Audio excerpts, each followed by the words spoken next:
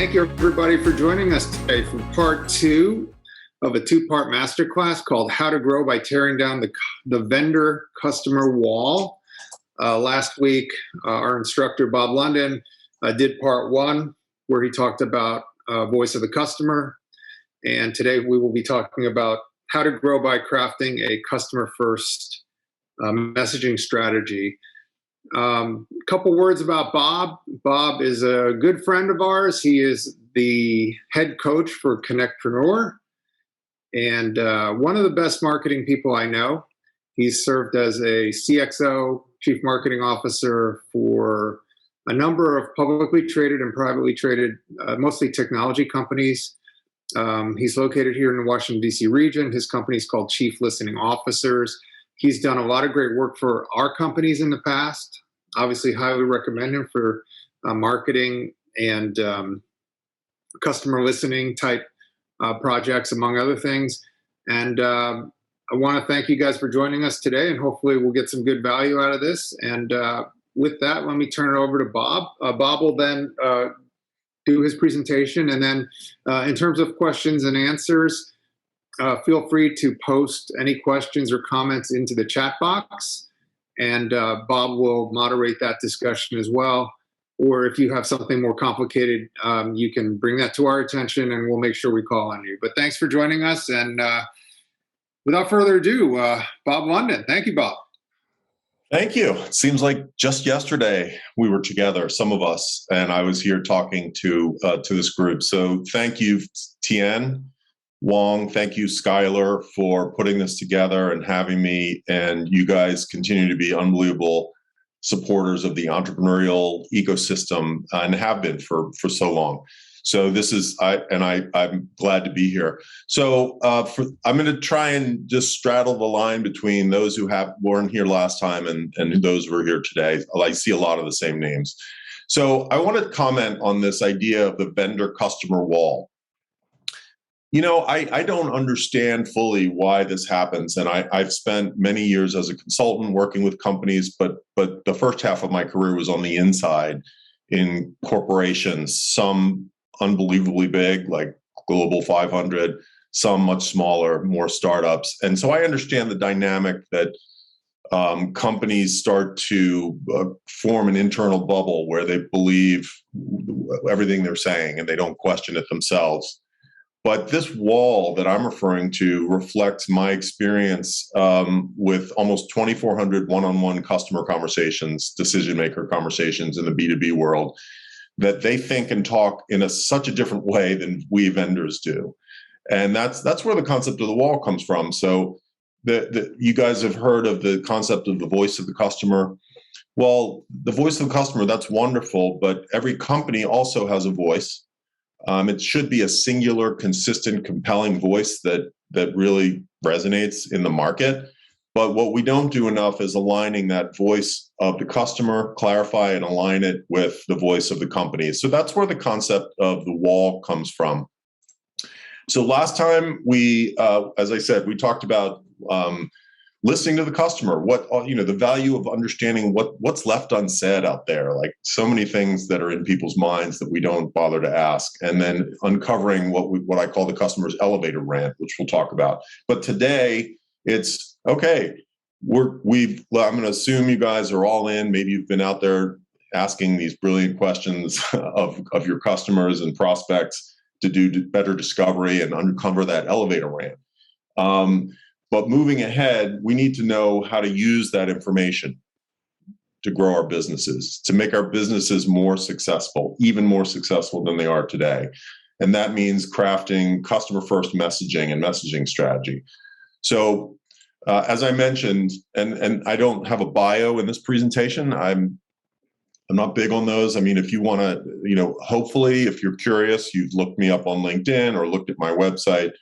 But the one thing I will say again is I think there are two things about the fact that I've had all these customer conversations, these one-on-ones. It's basically, number one, I know what questions to ask them to get them to open up. I know how to sit back and just mute myself and listen to get insights. Number two, after 2,400 almost interviews, it's a body of work. It's research. So I understand more about how they think than I did before I started doing these 7 years ago. And I probably understand more than a lot of other people think because they haven't had these open-ended discovery conversations. If you've talked to 200 or 2,000 customers in your life, chances are you're trying to sell them something, or you're trying to solve a problem, an operational problem. It's a customer, we have to cool down this customer. So my conversations with them are much more open-ended. And what I've learned is, I guess it's may seem obvious. So my first point here, think of how many words you use in a given day in your professional life. I would have to say it's, think of how many steps you take, right? You started I wish we had a word counter. Let's just say 5,000, 10,000 words you might use in a day. And I'm talking about your company. So it's what you say during a sales pitch. It's what you say during an investor pitch. It's what's on your website copy. So it's not just verbal or vocal, it's verbal. Emails, proposals, all those words. Oh my gosh. And those words need to be treated with respect by you. In other words, every word counts, every word matters, which is why sometimes Tien will tell you the most successful investor pitches don't take the full allotted time of, let's say, 4.5 minutes in a quick pitch scenario. They take 3.5 minutes because you're able to capture people's attention with fewer words that mean more. It's just so we don't have to keep talking to fill up the allotted time. And those words are critical because they provide kind of a translator or a bridge between what you offer, the value you're trying to offer, and the value customers perceive. And in between your intent along that bridge, if you will, or that, that ladder that goes over the wall, there's a lot of stuff that could go wrong. And unfortunately, that you're going to see a little shift on the screen here. Unfortunately, what too many companies do is I call it word smatter. So just by moving the S, we have a new concept. What is word smatter? Word smatter is just like it sounds. It's a smattering of words, a bunch of words that we as vendors throw together to get on a website. They aren't always carefully crafted to describe something special about ourselves or the customer's problem. We put the words up there. Now, think about this too. If you're a company and you hire an agency to put together a website, the agency will say, yeah, we can even do the content. And you're relieved because it's the last thing you like to do is write copy for a website. That's why you hire someone. Well, every time there's an outsource or a handoff, you to the web agency partner, the partner has, there's an account manager or a designer, and then they bring in a copywriter, or maybe they hire a freelance. Think about how much distance that creates between the person writing the words and the person who interfaces with customers. So I'm not saying you should become professional copywriters. I'm saying you have to inform the writer. You have to educate them on the most important things. And that helps break down this wall and avoid this concept of word smatter. Like, it's a lot of just extraneous words. Think about how many times you've been on the receiving end of a pitch and the person talking to you is saying, well, we were founded in 1978 by this gentleman or this woman who is no longer with us. They had this brilliant vision, and then we went through these milestones, and we acquired these customer logos, and we sold to another company, and then we bought ourselves back. Okay, that's nice, but it doesn't mean anything to you as a buyer. There's a time and a place for that corporate backstory. That's why they invented the About Us page. If people want to read about your vision and mission and your history, that's where they can go. But the key is, again, to get back to the concept of words matter, is just that you have to speak to, you have to learn their language, right? And reflect your voice of the company should reflect the customer's voice, as I said before. So that gets to, I have 7 messaging rules. I'm only going to talk about 2 here in this part of the presentation. So it's what we just talked about. don't assume you know what's going to resonate with customers. It starts with, as we discussed last time, understanding their elevator rant, which is simply what problems, priorities, and perceptions do they talk about or share to themselves or each other when there are no vendors around. Now, the good news is, as I mentioned last time, they will talk to you about those things. They will open up.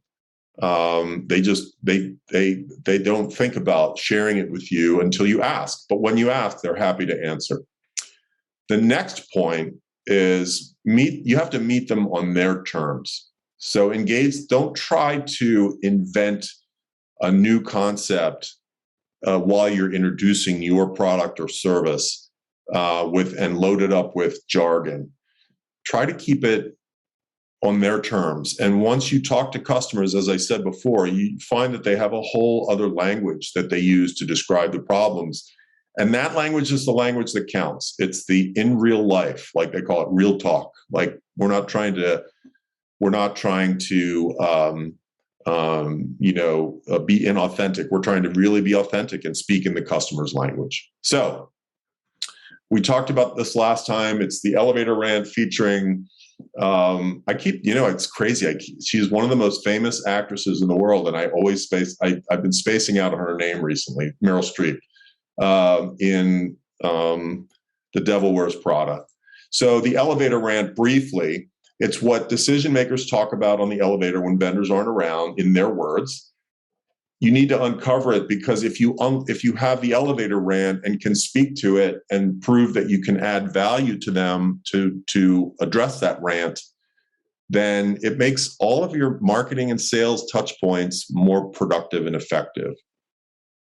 Think about that. So there's this general sense of 50% of my marketing budget is wasted. I just don't know which half. It's this big mystery. So that's changed a lot with the advent of digital marketing, which is more trackable and traceable. But if you can just increase your marketing and sales metrics by a fraction of a percent, think about the difference that could make in your company. And then the last part, how do I uncover it? We talked about this last time. It's asking better questions, focus the conversation on them, and not your product, and learn about their business challenges and priorities, not just their individual department, and then go on mute. So what I found, and this is alarming to me and fit my research, but maybe you guys have a different perspective. I found that when I do these talks, and this group is too big, I can't ask the question and individualize it. And when I coach companies and when I consult, they can't really answer the most basic questions they need to be able to answer to kind of run their business and grow it. The first one is, hey, what do you do? It's unbelievable to me that when an entrepreneur or a CEO gets asked, what do you do? Meaning, what does your company do? What do you guys do? They almost never answer the question directly. They almost always take a step back and say, well, we started here, or we did this, or we're kind of like that. When someone says, what do you do? It's your big chance at bat, and you really need to hit it out of the park. And so you need to be able to not only answer it, but answer it in a way that fits into the customer's perspective. So again, if you're inventing a new terminology, you immediately have to position it against something they already know. And by the way, if you're trying to invent new terminology, you should understand that you're probably going to have to raise a minimum of $75 million in venture capital to put enough marketing energy out there to get people to embrace a new term. Just FYI. Hey, what problem do you solve? Again, this is even a bigger drop off than the previous question. When a CEO or an entrepreneur, when I ask them this question, they still talk in their own language. They say, well, here's what we do. So, no, I didn't ask you what you do. What problem do you solve? Well, we do this. No, I want you to start with I, meaning pretend you're a customer, and tell me what problem you solve for yourself if you were your own customer. And it really, there's so much friction in that conversation when I try and diagnose that. How are you different? Now, this is, unfortunately, too many companies still out there saying, well, it's our great service or our people. Or we're different because we serve this market.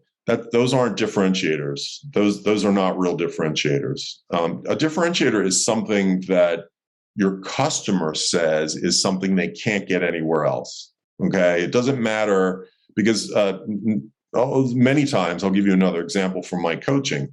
I'll say to an entrepreneur, "Have you ever Googled the problem? Googled the generic solution you have, or Googled the problem you're trying to solve?" No. Well, how can you run a business without having the self-awareness of what else is out there, even if it's not a product that works just the way yours does? There are millions of substitutes, competitors, and alternatives. Like, for example, Microsoft Excel is one of the most powerful competitors in any software industry because that's what people use before they start graduating to real software. And then how does your customer benefit from what you do? Again, it just breaks down. The companies that win are the ones that have great answers to these questions, very clear, crisp, and concise answers. And as you know, my bias is that the best way to get that, even though it takes a little longer, you can't sit in a conference room maybe and answer these questions. Or if you do, you need to go talk to customers to validate them. So that's the key question. When I get finished asking someone about their company and ask them these questions, I'll say, all right, well, how confident are you that your customers would give the same answers you would? So that's an easy test, right? If you are convinced that you've got the best thing since sliced bread, go out and talk to your customers. Or you could even just walk down the virtual hall and ask one of your teammates, your employees. In fact, that's another great test. Talk to 5 people inside the company and ask them what your company does, what problem you solve, how are you different, and how does the customer benefit. If you get fewer than 4 different answers, I'll be surprised. Not because you're not smart and not a good company, it's because we don't focus enough on this kind of thing. Why do we need to know this stuff? Because we need to know why they buy. We need to know why they buy or don't buy. Why? Because we need to know who to spend our time with. We need to know who buys and why, the ideal customer profile. Then we need to know why they stay. So after a year, it's time to renew. They stay or they don't stay. Well, that's a big choice. They have an opportunity to just leave. Why do they stay or why do they leave? You need to know those things to run your business effectively. And then up here, when you start benefiting their company, not just the individual that bought it, but the company. So there's a higher order value to what you've sold them. That's when they start raving online or to you, and are willing to become testimonials and things like that. They really feel the value in their income statement, on their profit and loss, somewhere. They're feeling it. And we'll talk more about that. So I wanted to share, speaking of the voice of the customer, I wanted to share the voice of one of my clients, a gentleman named Taylor Stein. He is the CEO and co-founder of a software company called Engaged MD, and they sell software as a service to fertility clinics, which turns out is a pretty big market with a lot of issues. So I did some work with them on customer discovery, product roadmap, and messaging strategy. So I'm going to play this and then we'll talk a little bit more. So I remember having an internal call before a lot of the customer interviews really took place. Mm-hmm. And I created this thing called the tornado of pain points for the fertility practices. And at the bottom, it was very granular, a problem that Engaged MD solves today. And then we went up and up and up, and we were trying to sort of line up all the things that we help with and try to find the highest order challenge for fertility clinics that Engaged MD solves. Yeah. And when I went around and said, what is the fertility clinic's biggest problem? It was kind of unanimous. It's like they all want to grow. They want to grow. And I think when I started to listen, we all started to listen to the reportings and hear the reality of how they talk about their challenges in the real world. It really did become more about the constraints to growth, which we termed capacity. I wondered if you could just talk about that a little bit. Before we were had these customer calls, if you would have said, what do you guys do? How do you help solve problems? Would have said like 20 different things. None of them would have been like addressing capacity constraints. And that tornado you're talking about, they would have been at all various levels of the tornado. With our document signing functionality, we help people go paperless, but we also help them save time. We also help them manage their risk. Those are all things that that product does. And they're at sort of different levels of that value tornado or whatever it's called. And it's the tornado of pain points. Yeah, the tornado of pain I'll points. put a visual up in the video. Yeah. Okay. And it's very helpful. You can't just say, we're going to solve these 5,000 things. We were trying to figure out what is something that's true among all of these things that's really important, that resonates with our customers, that as we're making product decisions, we can say, does this fall under this? Because a lot of times in the product discussions, like, oh, but that's not really the problem we're solving, so let's not do it. If you have too narrow of a problem statement, you can fall into that. And maybe you should do that, even though you didn't say exactly you were going to do it. And so it's really helpful to have something that's sufficiently high level so that your product discussions, your creativity, you have constraints, but they are broad enough that you can solve real important problems for customers. All right. So Taylor referred to this thing called we both referred to it. It's called the tornado of pain points. It wasn't originally a tornado, but when I put it together, it ended up looking kind of like, if you squint, it's like a tornado. So there's some very important things here, and I'm sharing this with Taylor's permission, by the way. So if you look at the top and the bottom and the top of this tornado, the bottom is focused on the customer's operational goals and priorities. So it's like what are they dealing with on a day-to-day level, and then up here it's what are they trying to do as a business? Okay, growth, profit, scale, etc. And this is kind of what after an internal brainstorming session, how I said sometimes the answer is in the room, sometimes it's out of the building. So we did both. It started with a brainstorming session. As I alluded to in the video, I went around the table and everyone was very firm. The whole senior team, like our clients, our customers, fertility clinics are focused on growth. Okay, well, let's put growth near the top. And let's figure out the rest of this. So if you go back to the bottom, it says, well, we help with efficiency. This is what the clinic needs to accomplish. Engaged MD helps digitize and automate manual repetitive processes, which relieves pressure on overwhelmed doctors, nurses, and admins. All true. So they can spend more time with patients who then feel better informed and empowered. Makes sense. We provide more standardized digital processes that reduce error rates. So there's almost a health component to it, and frees up time to focus on growing the practice. So it makes perfect sense.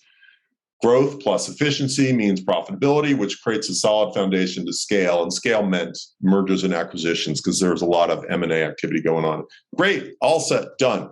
Finished with the messaging exercise. Well, guess what? Taylor, and I did some of it too, but Taylor, who turned out to be fantastic at this, had about 20 conversations with Engaged MD's existing customers, both at the ownership level, but also at the nurse and admin level, to understand more. So he didn't show them this. You don't show them this. This is not what they're experts in. He asked them questions about what they're experts in, which is their business, their challenges. And I wanted you to hear what he said about what he learned. What would you say is the number one challenge that your customers are facing from their perspective? No vendor speak, in their words. Like, how would you articulate their problem? If I were to say the number one biggest problem that they have right now it's that demand is through the roof, and capacity at clinics is not growing as quickly as demand. Wait a minute. He said capacity. I don't remember seeing capacity on that tornado of pain points. So we sat around for a good hour and a half. Everyone was convinced that the big objective for the customer was growth, but then we go talk to customers and we find out that it's capacity. Is being limited to patients, or in other cases, the experience is being diminished, or that nurses and doctors are getting burned out because they're having to go through so many people. It's typically actually a combination of the three, just trying to basically keep up with demand. Supply is less elastic than demand, I guess I would say, in the fertility market. And so there's a disconnect right now coming out of COVID. So back to the drawing board. So we did not have to ditch the entire tornado. In fact, this is all true. All these things are true. All these things are true. But what we had missed was you can't grow if you don't have capacity to grow. You can't grow if you don't have capacity to grow. So what we found that the value proposition that aligns with their biggest challenge is in between these operational challenges and growth, is that by introducing more standardized digital processes using the software and freeing up time, you're basically enabling the clinic, the fertility clinic, to do what? To see more patients. Because right now, these customer call recordings were unbelievable. They said, like, we have a waiting list. So imagine you're serving a target of people who are having fertility challenges, patients. They're already stressed. It's an anxious thing. I mean, it's a big deal growing a family. Find out maybe it's not going so well, it's not working.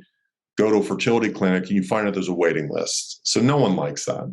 So our sort of wedge, foot in the door, is capacity. And look, it didn't take 10 minutes to figure this out. It took a few weeks, and it took some work. But that's what happens in order to get messaging that really rings true for the people on the other side of that wall, and to break down the wall, quite honestly. So I'm going to just read this part of this to you. So this was this was the messaging that I drafted, because that's part of my world. Is I'm a bit of a writer, copywriter.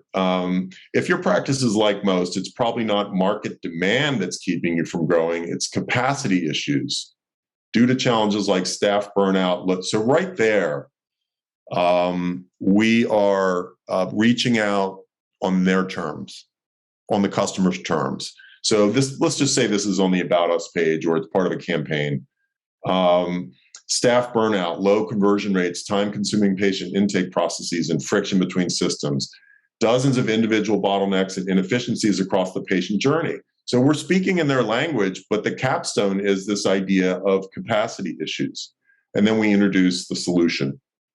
So this is something that, unfortunately, you can't use this. It's not for you. It's for a different business. But the ratio of copy that refers to engage them on their terms to the amount of copy that is about us, about Engaged MD, you can see the ratio is like 50-50. And then you kind of bring it, land the plane down here. I said land the plane. I didn't realize there was a plane there. So I mentioned before, because I want to give you guys a chance to think this through. So I mentioned this before. This is a blank tornado, right? And you can go to the link that I put in the chat earlier. And when you do, you'll see that it's a Google Doc, it's public. If you go under File and Download, you can download it to your desktop, or you can move it into Google Drive if you have that, or whatever online repository you have.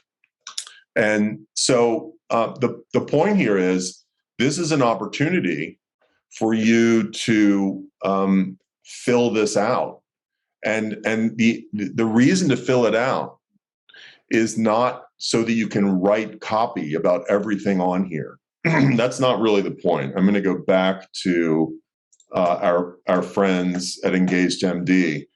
It's to understand the linkage between what we do today and their biggest challenge. So we might talk about some of these things in between, and we might talk about some of these things up here. But what you're trying to do is just map it out. Create a map of the pain points or priorities that your customers have. So if you want, I'll leave it up to you. If you want to either start filling yours out, just take a moment or two. I would say this: I'll give you a hint. There are three really important parts. One is this: it's what we do. Hey, we do this. The next most important point is your product or solution designed to save them money or make them money?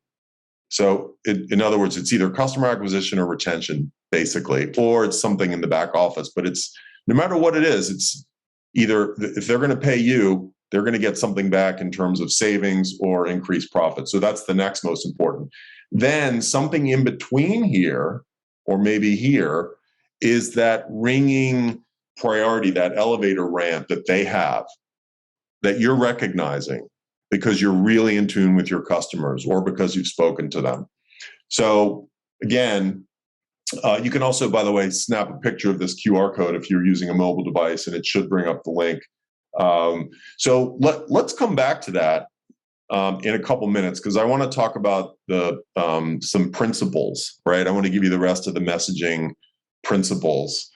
And then what I'll do is, just to let you know, I'll give you guys the option of kind of virtually raising your hand and saying, so Adam Jones said, yes, he's going to think about this for multiple segments. Good. So if you want to do like a little public coaching session where you tell me what's going in your tornado in front of everybody, and I'll talk you through my perspective on it, I'd be happy to do that while we're on the phone here. Okay. So I talked about don't assume and meet them where they are. And then we've talked about how Engaged MD, which is just one of many, many examples that I've come across or facilitated, how they engage the audience on their terms. Okay, let's talk about once you get the info, now what? Now what? Okay, the number one complaint from B2B buyers is that they don't know what you do. You have not clearly articulated what you do. And look at your own website, look at the websites you see every day, the vendor websites. And I guarantee that at least half of them will start with something other than what their business is. What are we in business to do? I don't care if it's an accounting firm. I don't care if it's a law firm. I don't care if it's a software company. There's so many voices out there saying, no, your website should talk about your vision. Or no, your website should talk about your why. People don't buy what you do, they buy why. Guess what? If you talk about why without telling them what you do, they're not going to buy from you. They're not going to know. Later on, once you have a relationship, you can say, look, I want to explain why we're in this business and why we do what we do. Great, love it. Again, that's what the About Us section is for. I found, I don't have it with me, but there's a very widely circulated tweet from a guy who said, the problem with almost every B2B software website is that I spend 10 minutes on the site looking at what they do because I'm doing research as a buyer, and I end up having to go to their Wikipedia page to understand what they really do. I mean, think about how much money software companies spend to drive visitors to their website, potential buyers who are doing research or ready to buy. And then they don't explain what they do. And the person bounces off and goes to Wikipedia of all places. I get it. Wikipedia is supposed to be an impartial, objective source of information. But why aren't companies taking advantage by just giving? So anyway, that's my rant, my elevator rant, which is the elevator rant of a lot of the B2B people I've spoken with. Get to the point. As I said, every word matters. Every word has to be meaningful to the audience, not your ego. So there's this, I talked about it last time, this phrase called throat clearing, which is, let me tell you a little bit about us, and I'm going to tell you a little bit more about us. And by the way, when I was in elementary school, I realized what I wanted to do with the rest of my life. And here's the blah, blah, blah, and here's this and that. So you or we think that those things are important, but they don't add value to the customer, especially not before you've told them what they do. So this is just all about empathy, right? Thinking about things from the buyer's perspective. Stay focused. I mentioned this last time that Tien Wong said to me. Tien said he was talking to, at one point, PR firms, and they would come in with these lists of like a whole page of capabilities. Like, we could do this, this, this, this. And it was like 30 or 40 things on the page. And he would just stop them and say, what are you better at than anyone else? In fact, I stole that question from him. And I asked that in a lot of my customer interviews.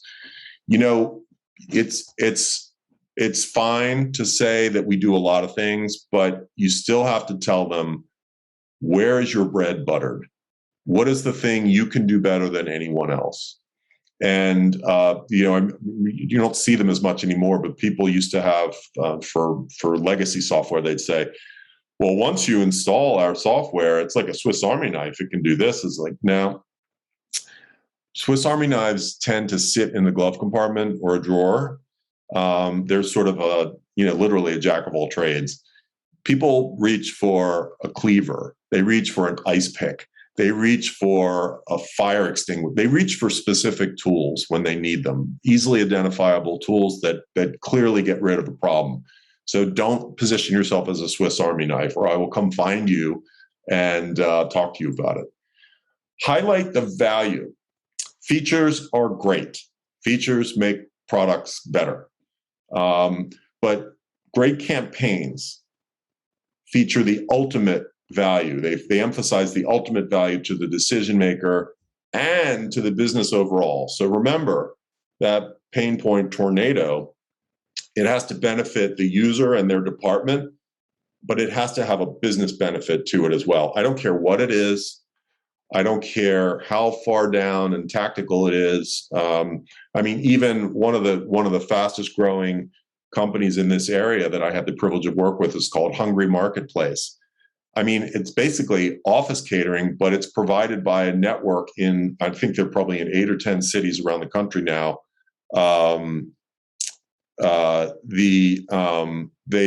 Thank you, Adam. I'll get right back to you. Hungry is, they've assembled a network of top local chefs.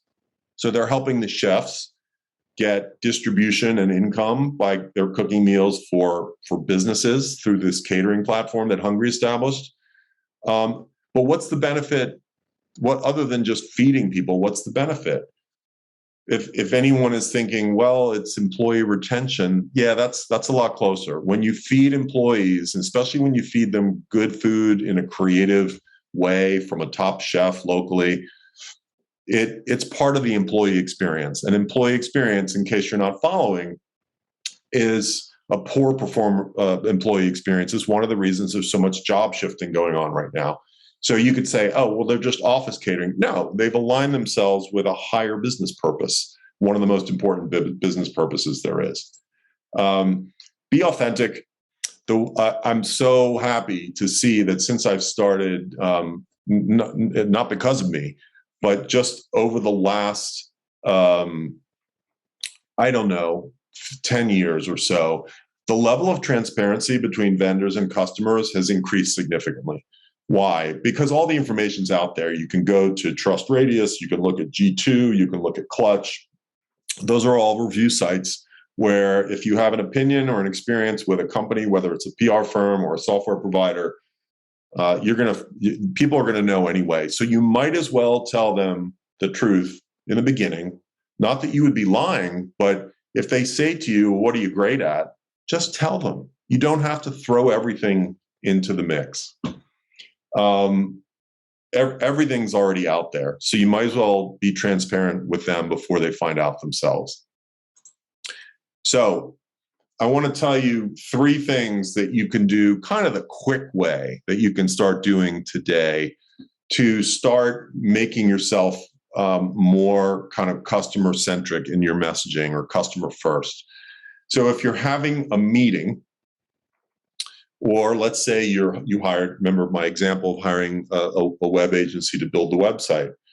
Before you engage them, or maybe have them do it with you, is Google the problem you solve, or Google the features that you're most proud of in your product or service.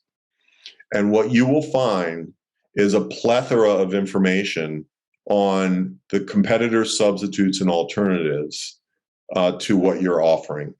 And that's critical. What you're also going to find, and it's just amazing that this has become a thing, is there are a lot of online communities that are set up as private communities to discuss a specific industry or a specific product.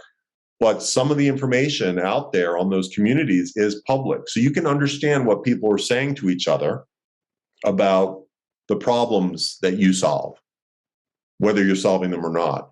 And the other example would be the software websites, the software review websites, or Clutch, which is it's like a review site for service providers in the marketing space and other spaces. You can also, I love this part. It's to assign one of the team members in your company to play the role of the customer, and to do it authentically, and have them channel what they know about what customers really think or say about this situation. Or if, and I do this a lot, I'll play the investor being pitched, and my client will try to pitch to me. And I'm not a jerk about it, but I am saying, like, hold on, you just told me so much. You gave me a lot of stuff, but you didn't tell me what you did. And like, I thought we did. Of course we did. Here it is right here on this slide. Oh, well, yeah, I can see why that's not clear. So ask a team member to role play and rant. And that team member should have permission to object to anything they want that they think a customer would object to. And then, of course, back to the beginning.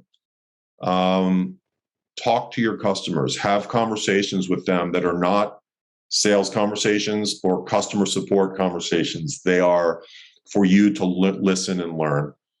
Those are the kinds of conversations that will reveal all the information you need to recraft your messaging in a way that speaks to your customers. So it's kind of this virtuous cycle: voice of the customer, internal synthesis, voice of the company, and then et cetera.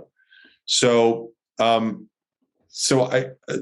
hope people can unmute, but Adam Jones, you said that you've finished your pain point tornado, I think. So feel free to unmute, and maybe I'll put it back up on the screen.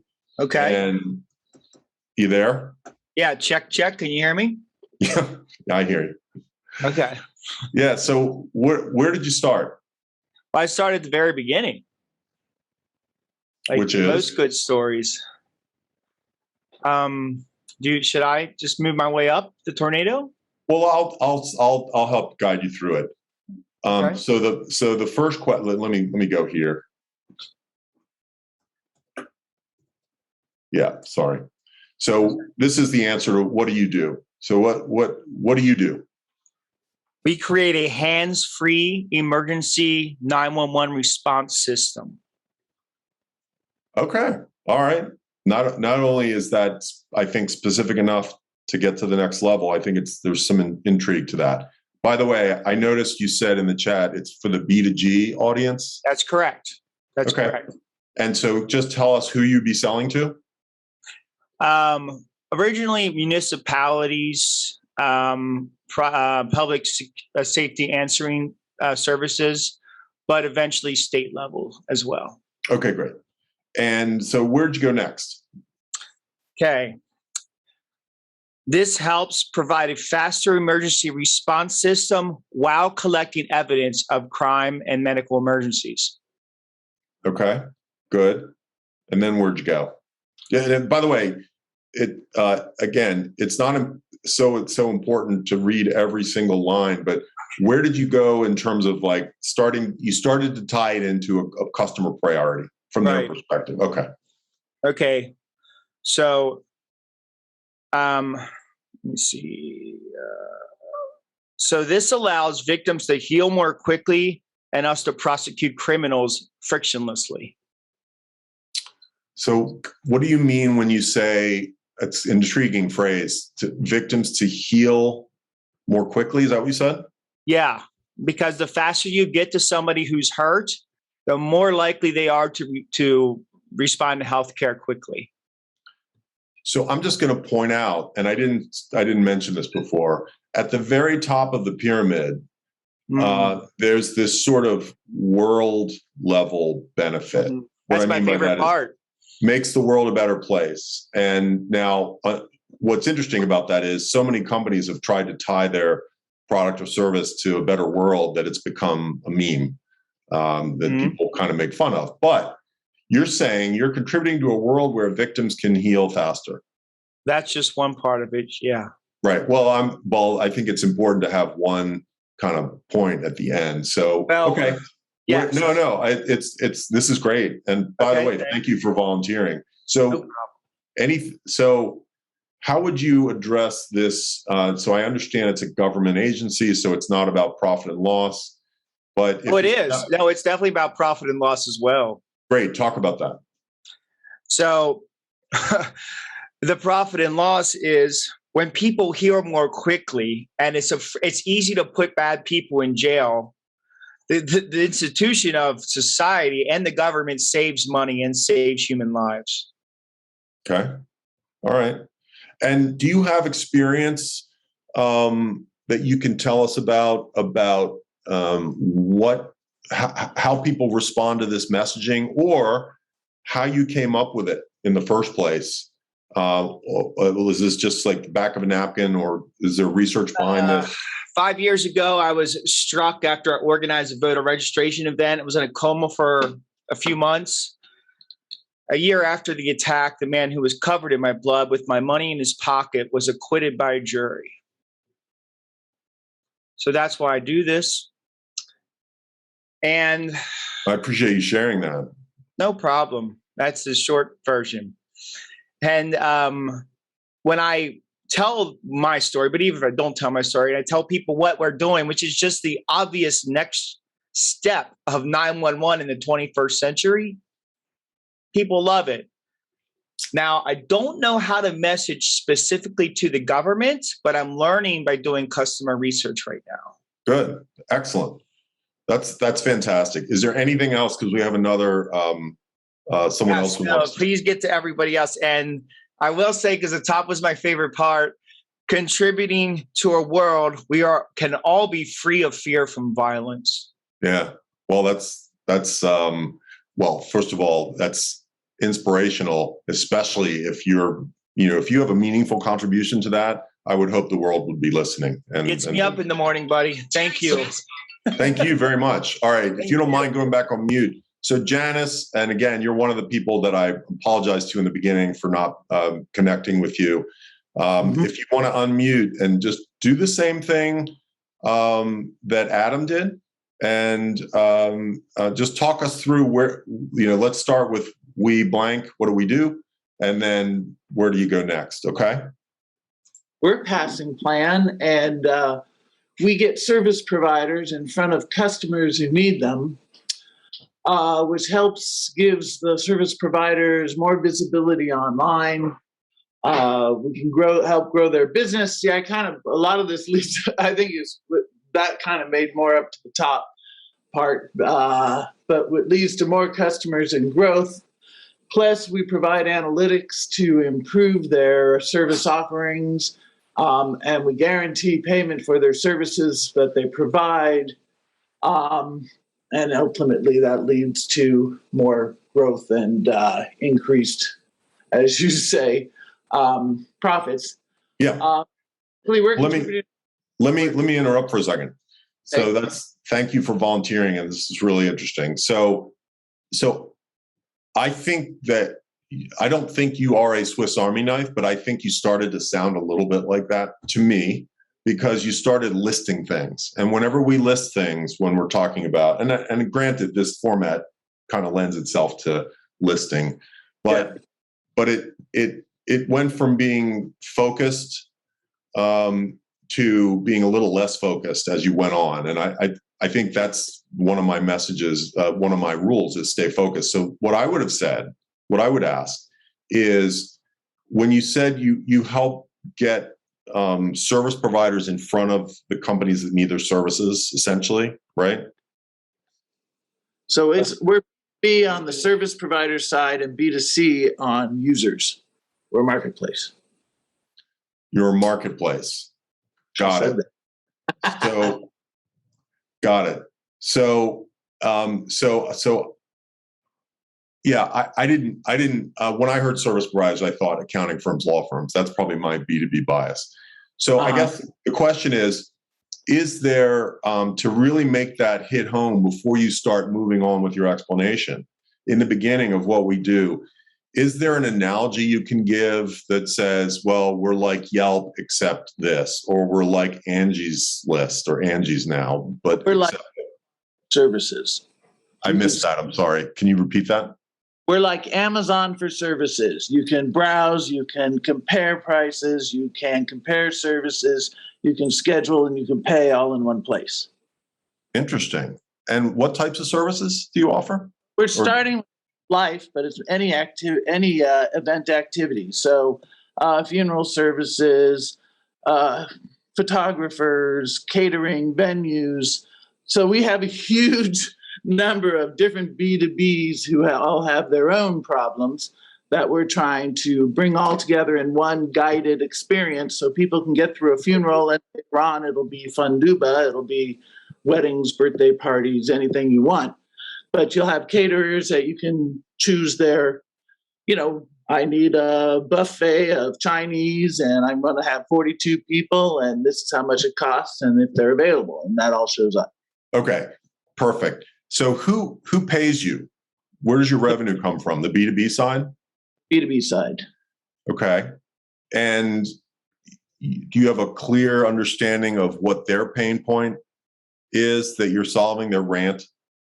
Well, that's where my question to you was on the side was, how do we get in front of these small, because a lot of them are, small companies or a flower company or a catering company or a winery or a golf course that'll be a venue or a church.